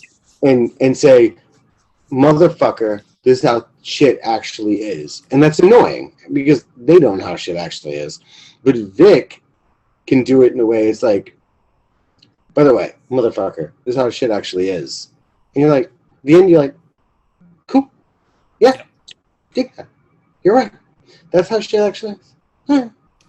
Pretty much. And it's he's kind of like me in the sense you kind of never change, really. In some way I'm exactly the same, except I maybe don't talk quite as much crap, I guess. Or if I do, it's a little more subtle. Other than that, I mean, that and I got I don't a corporate job for a long time makes you a little cynical and dismissive. But other than that, I guess I was always kind of, and you stay pretty much the same most of the time. I don't know. During the pandemic, he really checked in when I was doing the food thing. Yeah. And it was said that for the food thing. When You were doing a food blog with all these really great recipes on it, like it was just Facebook posts. Yeah, but I mean, you turned it into a blog. At least it was. We turned into a food website, which we have not updated since May. Ooh. So, but it was great stuff, and of course, your wife being a professional photographer, like you guys were pretty well suited for this. Yeah, it's a lot of fun, and we're gonna make the website a thing at some point. But like, when the world came back a little bit, like everybody, my wife shoots weddings mostly, and so like everybody had been like sitting on their wedding for 18 months. It was like, okay, we're shooting like she's doing weddings on Wednesdays. Like, I bet. And you know, and I'm doing a job that's busier than the thing that dragged me into being so bored. I needed more fantasy baseball leagues. Needed Dynasty fantasy baseball leagues, right? Yeah. Okay, so can I please finish the story about the soul coughing EP? Oh yeah, we're got to be driving the listener crazy. I'm sorry. Yeah, I went off rails. Okay, all right. So when I was in high school, actually, when I was younger than that, I'll tell this part very quickly. My dad had as a patient a woman who ran the radio station at my high school, and your dad's a dentist. So yes, like, my dad is a dentist. Sorry, that's a good point. He's retired now. So when I was in maybe 6th or 7th grade, I got like this little personalized tour of this. It was at the time a 10-watt radio station, 10 watts, which is about I think they probably have stations now that are smaller than 10 watt, but back then, I mean, for an FCC licensed station, 10 watts. 10 watts is 2.5 mic watts. So yeah, right. And so I had it in my mind. That's a California punk joke, by the way. Right. No, yeah, I know. So I had it in my mind that I was going to work at the high school radio station when I got to be a junior, 11th grade. So I had that, like I'd been planning it when I got there. I had been planning that for years. And so and all these kids took that class junior year. They wanted to be, but you had to get a B to get to the radio station. And so like there were like 50 kids took radio and like 15 people survived. It was like some sort of survivor. Of course, if there's one thing I could do, it was get awesome grades in high school. So I did that. I made it to the station. We get, you play, and the station was playing top 40 music in the morning and what they called AOR, rock music, basically AOR in the afternoon. And we would get promos from stations, or promos from like the leftovers from the record labels, because the station didn't have any reach. It was like 10 miles on a good day, and it was really weak sounding, and nobody was really listening. So, but it was a real broadcast station, so we would only get certain things, and sometimes they would send us the things that they had left over that no one else wanted, or they didn't know what to do with, or whatever. And so we had this, and so there was this big pile of stuff that would end up in a closet, because we were only allowed to play the things that had made the Billboard airplay charts. And God bless Soul Coughing, they at that time, they put out their first album, Ruby Vroom, in 1994, and it did not make those airplay charts. And the promo single for Down to This, which is their not their very first, it was their second single after Screenwriters Blues. Yes. And it came in and it ended up in the closet.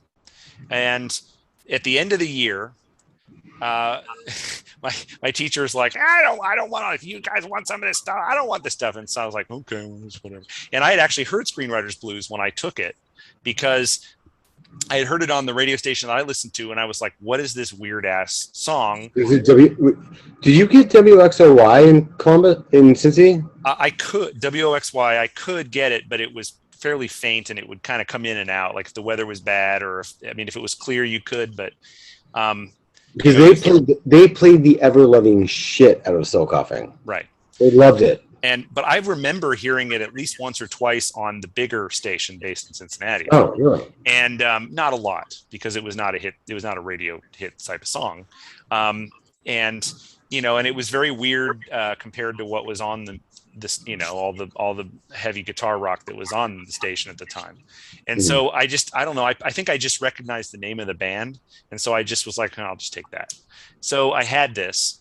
And so anyway, we go go to college, go to the radio stations, go to the college radio station organizational meeting. Now, I was a business major because I had been offered a stipend and multiple scholarships to do it. And I thought, well, this is probably a wise thing to do, even though what I want to do is be on the radio at the time. So I was like, I'm going to sign up for this because, my parents would always do that. Well, you can be whatever you want, son, but you have to be able to support yourself, kind of thing that parents do to kids a lot. And I'll probably do it to my kids, and not because I'm mean, but it just happens. Mm-hmm. And because it's just the way, So, so then I was like, I'm going to major in business. So I wasn't doing radio at the time, but that's what I cared about. So later on, I would quit the business school after 1 year, after the stipend ran out, after I spent all $1,200 of that money basically at the record store and buying lava lamps and CDs with it. I even remember walking out with a big pile of CDs like this. Lava lamps? I had 2 lava lamps that cost me $40 a piece. I bought them with that stipend money. Do you remember when we got hammered in your dorm room on Guinness and like purple wine? Boone's Farm. I mean, I remember having Boone's Farm in my Boone's Farm wine in my dorm room, but I don't remember getting drunk on it. I'm sure it happened. I brought 4 Guinness, and you had Boone's Farm, and we just I don't know how I would have gotten it because we listened to like some folky music that night. It was like, what was I doing? I don't remember. Like you were like, you have to listen to this woman. She's amazing. I wish I could remember like her name. Okay. You were like, I love the Jayhawks and this woman. No, I still love the Jayhawks. My wife loves the Jayhawks like crazy. I never got to see them live, unfortunately. Once it was amazing. Yeah. But the it wasn't like Sean Colvin, but it was like some woman of that like stature. Yeah, I don't. Jesus. Oh God, it's killing me. Okay. Well, anyway, so then I had to, and so we go to the radio station meeting and everything, and so all of us freshmen are sitting in the back, like, look at all these cool people who are on the radio station. They've got weirdly long hair. Some of them long hair. Some are like some of them cool. Like they're just super cool. They're dressed in a way that just says, "I simply do not give a fuck," and that's so attractive to somebody who comes from like a military background, like my family. I was like, "Who are these people? Who are these people? Oh my God!" Right. What's the difference with them? So we start. Yeah, I think you and I were sitting next to each other, and we just started talking. And I remember you were super excited about this, and I'm like, I have experience doing radio. I'm like, I've never done this before. And you were like, I can't wait to be on the radio, and so it sounds exact. Your me impression is perfect, by the way. Just saying. Like, that's exactly I remember as we were walking away from the building, like, I'm Drew, and I'm really excited about this. You said it just like that. Yeah. Anyway, so something like that. I mean, it was close. You were excited. Yeah. You said so because that was you. So so then we started hanging out, and then at some point I was like, I think you had a dubbed cassette of that first Soul Coughing record, and I was like, wait a second. And then I remembered I had this 5-song radio thing laying around in my house. So then I brought it back with me for winter quarter, and I was like, hey, guess what I got? Look at this. And I'm like, there are more Soul Coughing songs? Holy shit. Oh my God. Yeah. You had lent me the cassette, the dubbed cassette that had all of your handwritten notes in it. Or it was either you or whoever dubbed the cassette had back when I used to annotate anything I recorded. Like anything I put from like vinyl to tape or CD tape, I would annotate to explain why I liked it and why it was important. Because music was just that it was that fucking important to me. It was insane how important to me it was. Like I look back at it, I'm like, of course I ended up in the industry and ended up in. Because all this has just been like so insanely important to me forever.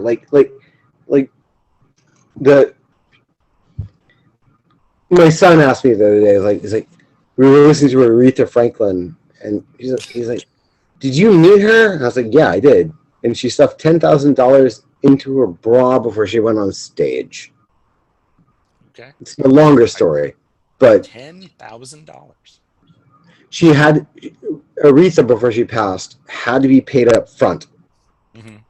And this is a big name theater in the middle of Chicago, and like it's like, of course they're going to pay her, but she got the money out there 3 times. Yeah. It became kind of part of her shtick, I guess. I didn't. Yeah, I don't remember if you told me that one.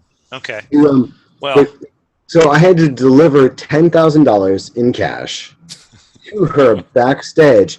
She parsed off about 2 rolls and put it into her bra, put the rest in her gigantic purse, and then her body man take the purse onto the stage next to the recliner in which she was going to do most of her set.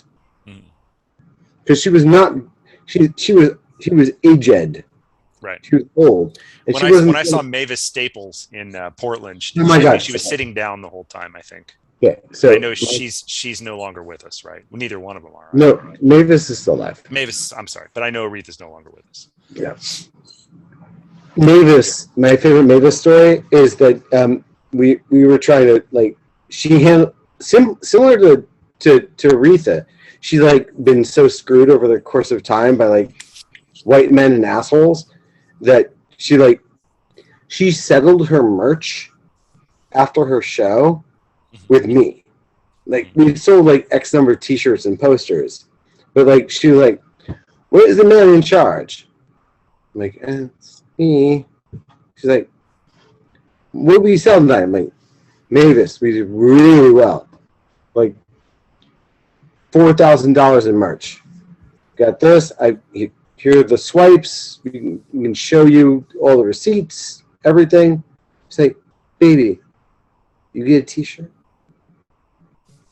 I said, "No, I didn't get a T-shirt. I don't want to take a T-shirt out of your ring."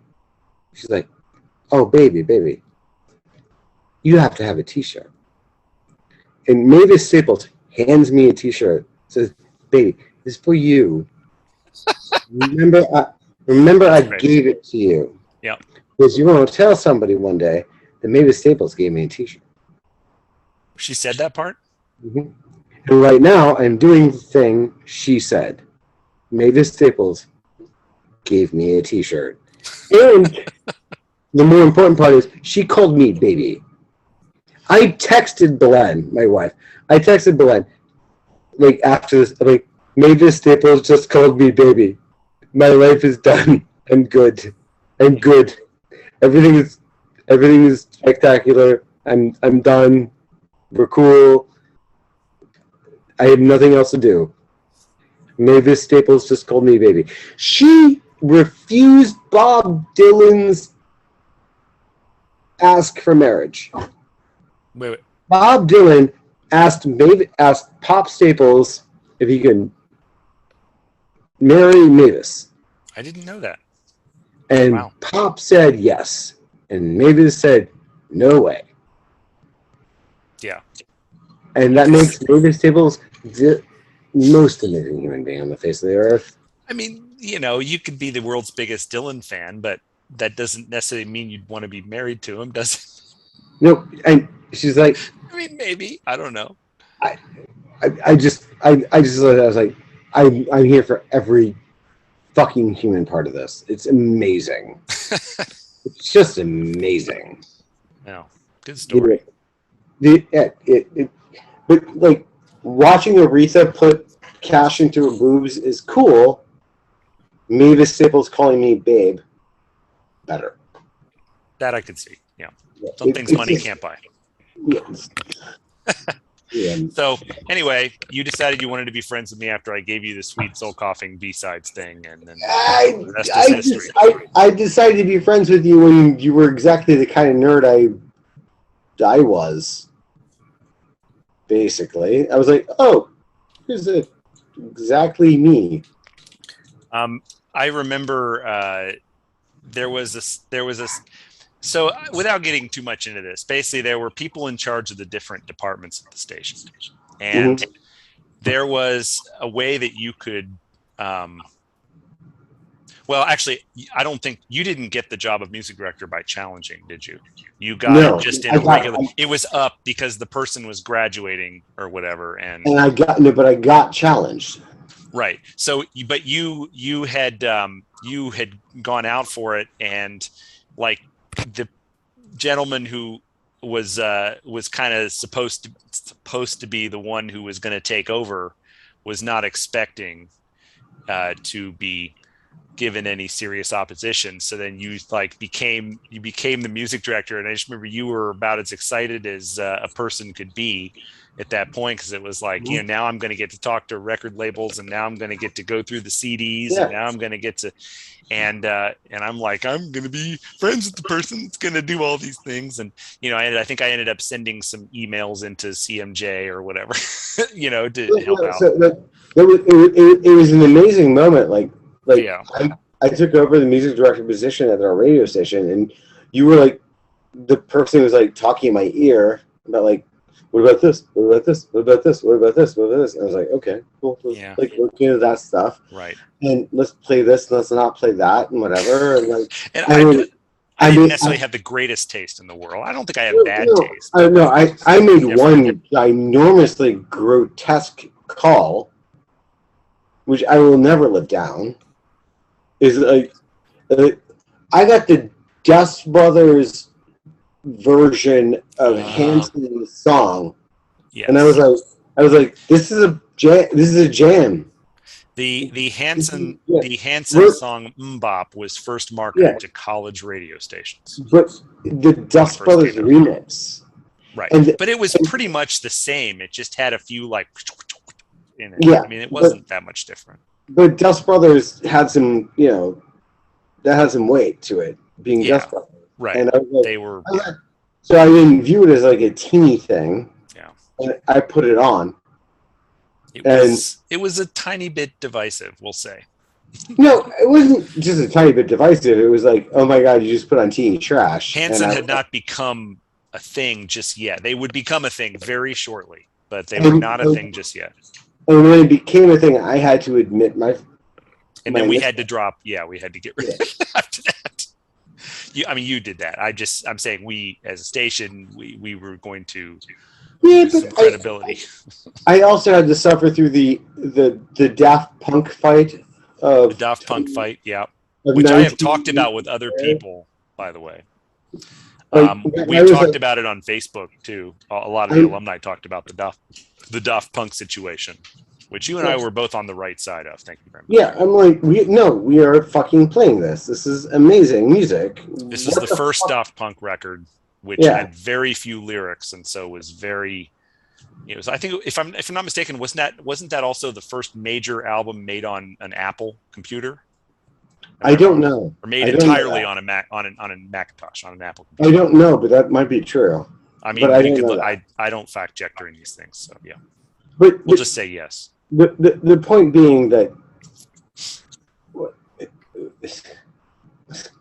no one should have been ruined or ended for like either playing the Dust Brothers version of Mbop or actually making the wise decision on the opposite side of like playing Daft Punk.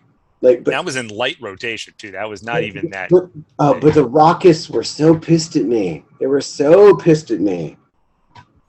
And the person who actually defended me was Dave Alter, who was like who I was really good friends with until I took the job that he wanted at the station, and then we weren't close anymore. Yeah, but he never quite got over that. I don't think he did get to be music director later, so that all got resolved. He did. He did. But when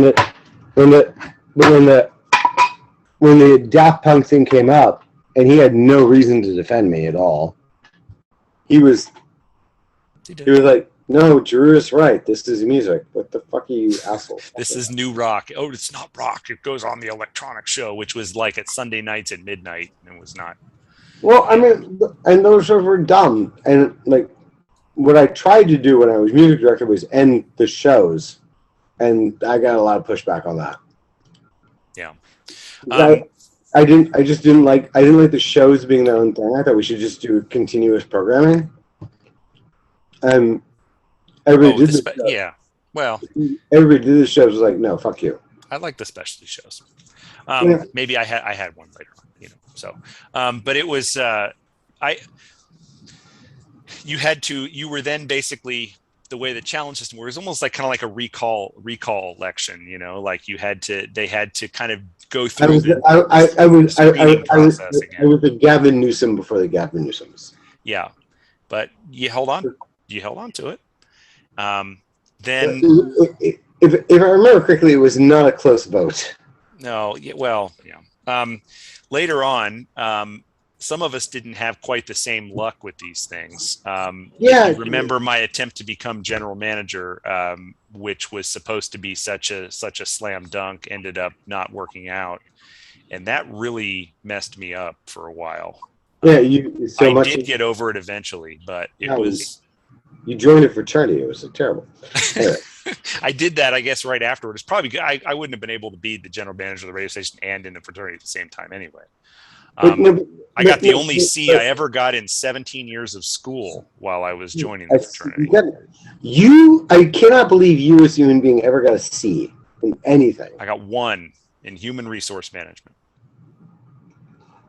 So, I've known you for 25 years. I cannot imagine you as a person who gets a C in anything. I did. I got a C. I got a C minus. And even better, my last quarter as an undergraduate, I was going to take the class over and repeat it because I only had 2 other classes. Everything else was done. I had 2 classes to take my final quarter, and I was like, oh, this is going to be a hell of a quarter. I got basically a half a load. I was on scholarship, so it didn't really matter. I mean, I wasn't paying tuition. I hadn't paid tuition for 3 of my 5 years there. No, I mean, no one paid it. The school paid it. I know what you mean. No, but I got scholarships. It's just what happened. Yeah, me too. But I had the Eagle Scout scholarship for the first. Oh, I forgot about that. Oh, yeah, you did, didn't you? Yeah. Okay. I am the most Republican liberal you will ever meet. I started out with 2 scholarships, and I got a 3rd one as I went along.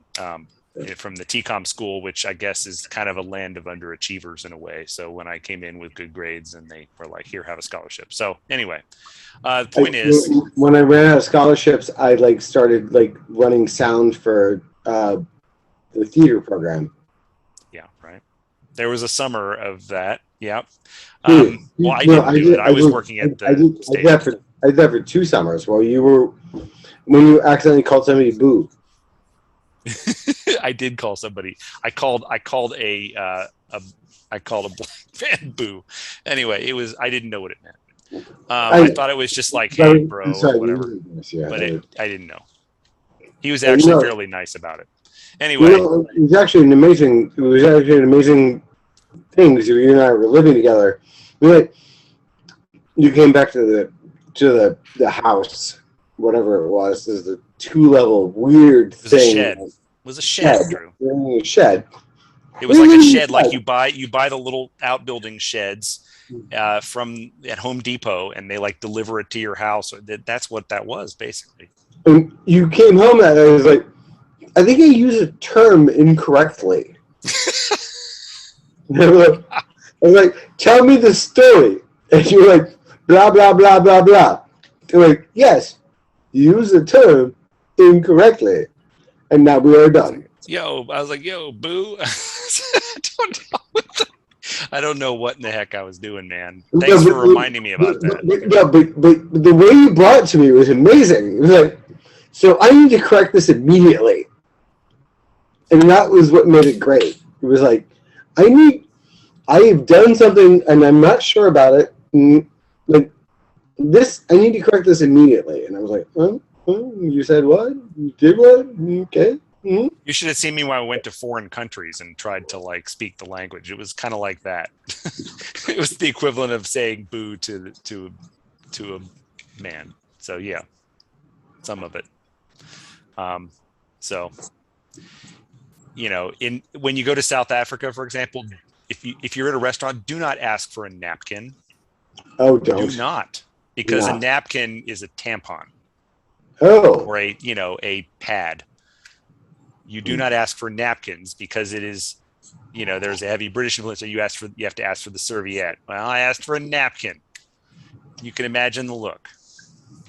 Serviette, napkin. Yeah. Right. Ooh. So, right. So that's harsh science.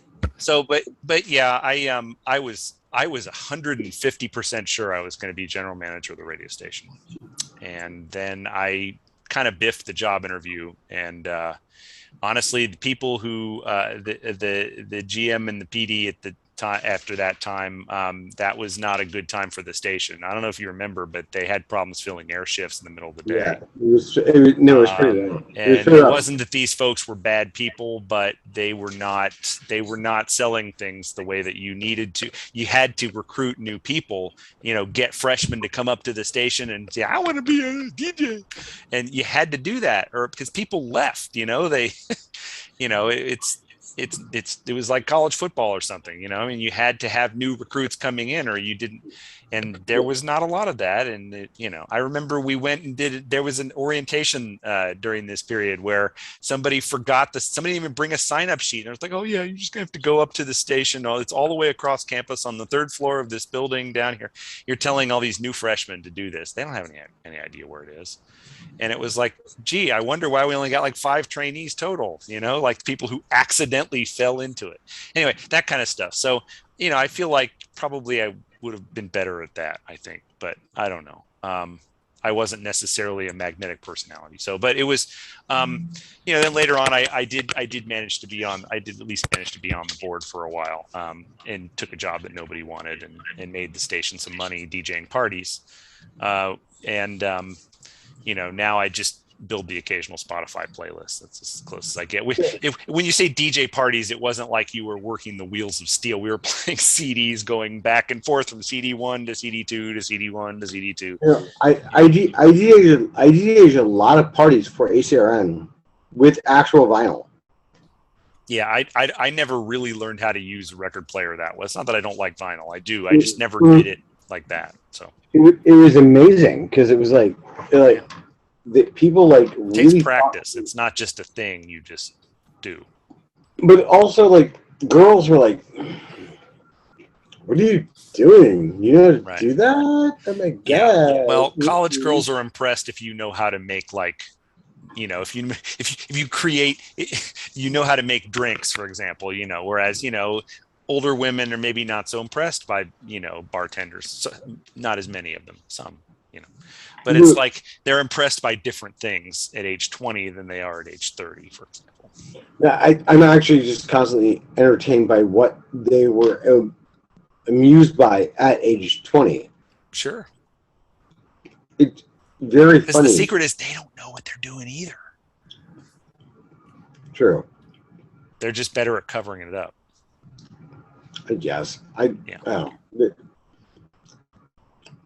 Well, listen, I don't mean to sound smart about it. I had no effing idea what was going on back then. So it took me, I did not feel like I knew how to deal with the world until at least my late 20s, at least. Like I was saying earlier, I was like, I was not an adult until I was 26. I had a corporate job for several years. I still don't have an idea.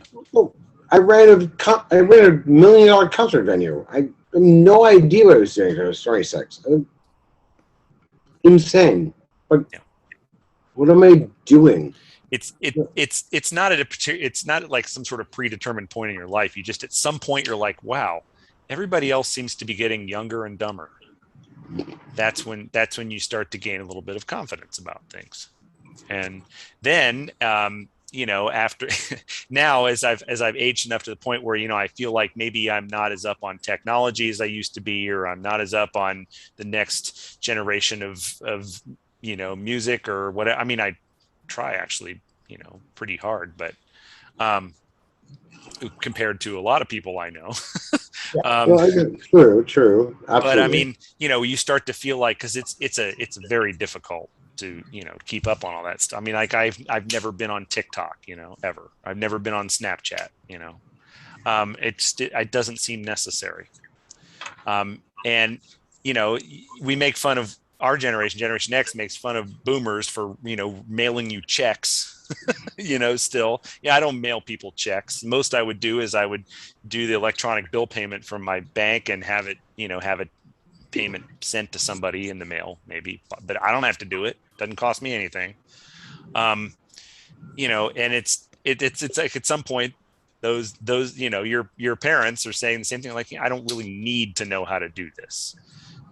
What I'm doing works just fine, and I just don't need this. And now that I feel like I'm starting to say that about certain things, I don't need to know how to use TikTok, right? I don't need it. And I mean, yeah, I understand there are occasionally funny videos on there or whatever. Like, I get that, but I just don't need it, So I feel like I've whatever ego I built up through my late 20s and my 30s, where I was like, okay, I'm pretty smart and I know what I'm talking about, and I know what I'm doing. That starts to go away because you realize you can't lord over the younger generation that does understand these things, because then you like a boob. You're just a dummy. And I know you probably spend more time around younger people than I do, in that sense. And they are adults, exhausting. Yeah, well, right. But they're also my money, so. Yeah, no, I don't have any. Please be exhausting in all these ways, and that's what you do, and I have no claim or care on this. I can't. Like, the weirdest thing about being an old white guy is, like, I just have to know when to check out. I have to know when to, like, nope, this is no longer my thing. Right. I don't need this anymore. I don't need to do this. I need to make money off this, and my business is, like, on this, but none of this has to make any, like, matter in my life. I just need to be clear. Does this theorem have something to do with your experience with hard seltzer? Where it was like, at first it's like, what is this and why do people like this? And then you realize that it's probably something you should know about because it seems popular. And you more my wife. It's more my wife than me, but yeah. And I say this as someone who turned up his nose at hard seltzer, and now we occasionally buy it sometimes, sort of, just in the summer. No, my wife buys hard seltzer all the fucking time. That was a thing that popped in my mind that fit the description. No, and fairly, that is what should pop up in your mind when we discuss these things. This is lame. It's like, White Claw. We don't even buy that. We buy like Kirkland brand. Belen founded a hard tea she loves. Ooh. It's amazing. I tasted it last night. It's really good. Hard tea. It's a tea. I mean, when we first got to be of drinking age, and by that I mean being freshmen in college, because you could, if you knew where to go, there was the bar. I drank a bunch of Guinness and something else and puked purple in your pod bathroom. It was gross. Yeah, baby. I still remember my how purple my vomit was. And you and I were talking about. And you and I were talking about. Do it. No, I brought the Guinness. I was always better with restraint. But you and I were talking about. You and I we spent the entire time in your dorm room that night talking about the Jayhawks. About nobody likes this kind of music because nobody likes punk rock, but like country. Yes, country flavored. Yeah. And I said, what do you think about Wilco? And you said, I think Sunvolt is better. Well, their first Sunvolt album is better than the first one. Well, you were right about the first record. But then it kind of goes the other direction after that. Sun Gold is still, by the way, making the exact same record that they've been making this whole time. They have not changed. Oh, no, they're still doing it. They're still doing it. God bless them. It's kind of. We went to see the show on their tour after their second album, and if you remember, he didn't want to switch instruments, so they played all their ballads one right after the other, right at the beginning of the set. And I counted them because I don't know about you, but whenever I see a concert, I always count every song. It's like, oh, this is the 9th song of the set. I don't know why I do it. I did it on Saturday. I did it last week when I saw Japanese Breakfast. Anyway, and seven ballads in a row, all with the pedal steel and the violin or whatever it was. You and I sat backstage with the drummer who was the person who was not from Wilco, and like you and I thought we were Tupelo, yeah. He'd never been in Tupelo. We did an interview, and I did not know the name of the person I was interviewing. I had to ask him his name. The only interview you and I did together was with the drummer from Soul Coughing. Right. We did know him. I mean, he dragged us to the music store because he had to buy a part. Yes. We followed him. I would say he drug us. We followed him while he did something he had to do. Yeah, I think that's what it was. It probably was. And I was like... He was nice, though. He's a gent. I've met him in other, Landias. Please tell me you brought that up and asked him if he remembered. No, I did, actually. I met you when I was, 12. Was in Soul Coughing time? He's like, yeah. And we were all fucked up. I'm like, hey, man. Well, and Mike Doty would write a book called The Book of Drugs, and I don't think anybody knew at the time. I talked to him, so I know Mike a little bit. I know him a little bit now because he's played so many venues I've worked at, and he called The Book of Drugs, and he did whatever he did, and I think it's lame as shit, and I've told him this. Oh, I didn't realize that. I'm like, that is a dumb name for a book, which is called, it should have been The Book of, I Didn't Do This Right. The Book of I Didn't Do This Right. Not as great of a title for advertising. Yeah, I don't care. He's big dumb on this, and I told him this. It's just, it's like this is the guy I idolized when I was a teenager, and I met when I was in my 20s. And he was a drug addict, so I don't have to idolize him anymore. He's just a dumbass. To be fair, we had no idea that this was his thing, at the time. I mean, I didn't have any idea. Well, nobody did. Nobody did. So. Nobody. I'm sure the people who knew him personally did, but that was. No, actually, if you really read his book, he was pretty, cryptic about it. He was. My old boss at City Winery is an old friend of his. So, the guy who owns City Winery is really tight with Mike. I didn't know. It goes back to his old club, where they all used to work in New York. Okay, the Knitting Factory, right? Yeah. So Mike, I know this. Dorf, who owns City Winery, founded a knitting factory. Okay. So, you know where I remember that story from is because on the back of that famous promo CD was a 2-paragraph explanation of the genesis of the song Down to This. And it talks about how they were working at the knitting factory and how you get the tickets and I got the list. They were working the door and that became you get the ankles and I'll get the wrists. That's the chorus of the song. And So Dorf and I are talking about that. Yeah. And I was like, well, does he play our venues anymore? He's like, no, he's too fucked up. I'm like, but he's not fucked up anymore. He's like, but he fucked me over too many times. Ooh. And I was like, well, I know Mike back from other things. Can we bring him back in? He's like, I don't trust him anymore. I'm like, he wrote a book about you and this shit. Can we bring him back in? Because a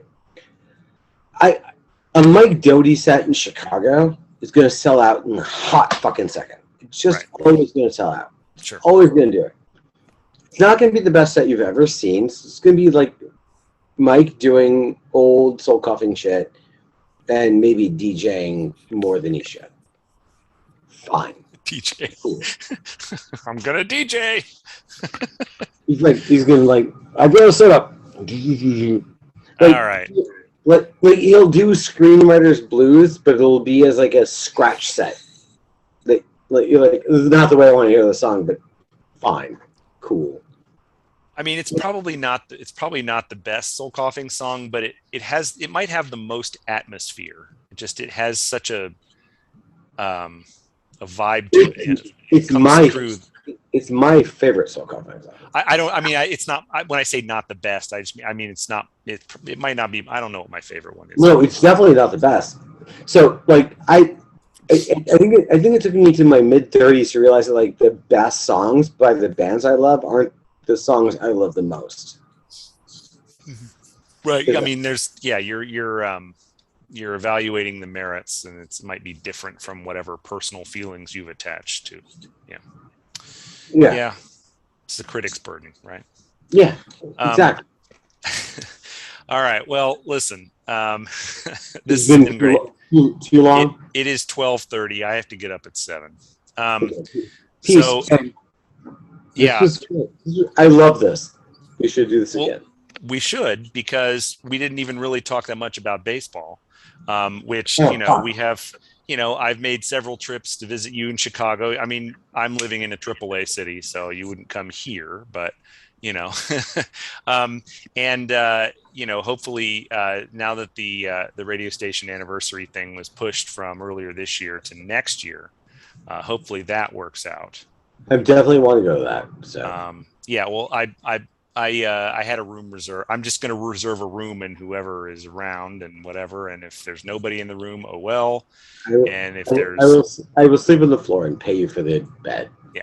So, but we're definitely we're going to do that. I have not been to one in 15 years. So like I missed the last 2 or 3. So, and I know you went, and I did not. I went to the 20th. Or 30th? Wait. Was it 20th or 30th? I did 30. I've never seen the news station in Bentley Hall or whatever it is. I've never seen it. I saw it from like it had just been built. I believe it was the 20th. Okay, 30. Yeah. Anyway, we're gonna do that, and but we could do.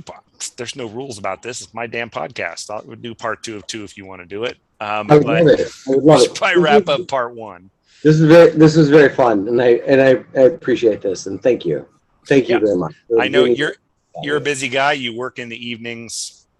I just have to take a break from parenting because I'm working the first shift. So it's but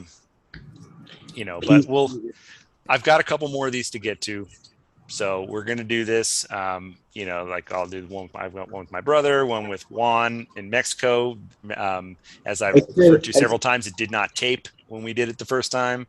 So I hope this is, I said this earlier. A new opportunity to talk to you is a great opportunity. I'm that interesting. What can I say? Hey, I like you. It's one of my failings. Right. Nice comeback. All right, man. Have a good one. I know you said you're going to be up for a couple more hours. I'm not going to be. So, but take care of yourself. I'll talk to you soon. Yeah. I have to write an entire letter to the financial board of my company. But cool. A letter. Yeah. That's write letters. I'm doing that now. Wow. All right. Have fun doing that. It's not going to be fun. Now's a good time to stop here. See you later. Bye. Peace. Bye.